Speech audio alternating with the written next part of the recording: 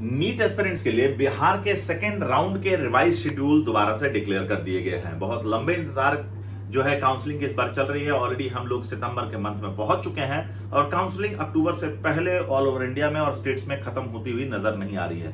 काफी लंबा समय है जो स्टूडेंट्स का वेस्ट हो जाता है एकेडमिक सेशन के लिए, क्योंकि बहुत सारी डिफरेंट प्रक्रिया है जिससे काउंसलिंग को गुजरना पड़ता है।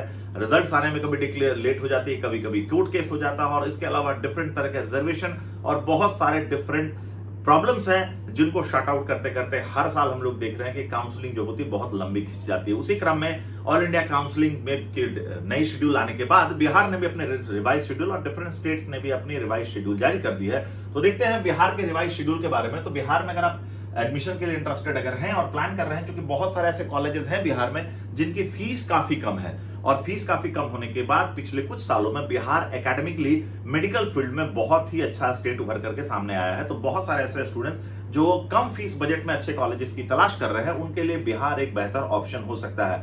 बीच में बिहार में जो फर्स्ट राउंड के पहले बहुत सारी प्रॉब्लम्स आई थी, जिसमें सीट्स जो थी गवर्नमेंट फीस पे और प्राइवेट फीस में डबल होने की बहुत सारी कंफ्यूजन्स की वजह से भी काउंसलिंग डिले हुई थी और जिसकी वजह से बहुत सारे स्टूडेंट्स को डिफरेंट राज्यों में काउंसलिंग के लिए भागना पड़ा था। लेकिन वापस से सरकार को यह फैसला लेना पड़ा वापस, और इसके बाद दोबारा से जैसे स्थिति थी वैसे दोबारा से उसी तरीके हो गई और उसी क्रम में फर्स्ट राउंड की काउंसलिंग हुई और उसके बाद सेकंड राउंड की अगर हम सीट की बात करें तो 2 तारीख से लेकर के जो है, क्योंकि रजिस्ट्रेशन जो होगा वो आपका राउंड 2 के लिए जो रजिस्ट्रेशन होगा वो 2 तारीख और 3 तारीख को, ठीक है, जो स्टूडेंट्स होंगे रेजिग्नेशन दे पाएंगे और राउंड 1 की जिन्होंने काउंसलिंग में पार्टिसिपेट किया और जिनको सीट अलॉटमेंट हुई है। सेकंड राउंड में नए रजिस्ट्रेशन बिहार में नहीं होते हैं। फर्स्ट राउंड में रजिस्ट्रेशन जो होता है उसी को आगे फिर चॉइस फिलिंग के रूप में फॉलो कर सकते हैं। तो जो चॉइस फिलिंग होगी वो सेकंड राउंड की वो 5 सितंबर से स्टार्ट होगी और लास्ट डेट जो चॉइस फिलिंग की होगी वो 8 सितंबर होगी।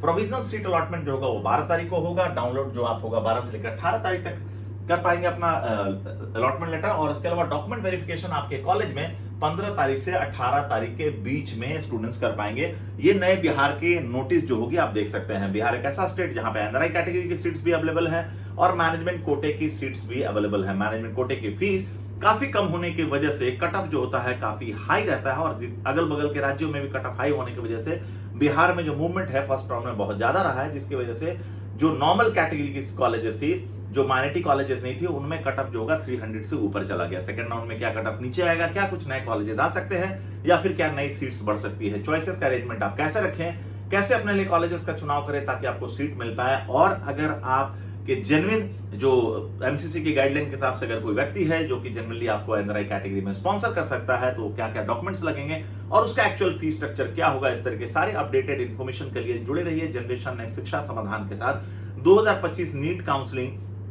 से जुड़ी सारी अपडेटेड इंफॉर्मेशन मैं सुरेश कुमार कोशिश करूंगा इस प्लेटफॉर्म से आप तक लाने की। तो नए हैं तो चैनल को सब्सक्राइब कर लीजिए और बेल आइकन को दबाना ना भूलिए। और management quota, NRI quota based admission, choice filling से लेकर के रिपोर्टिंग तक के सपोर्ट सिस्टम के लिए और सारी अपडेटेड इंफॉर्मेशन के लिए जुड़े रहिए हमारे साथ। धन्यवाद, थैंक यू वेरी मच।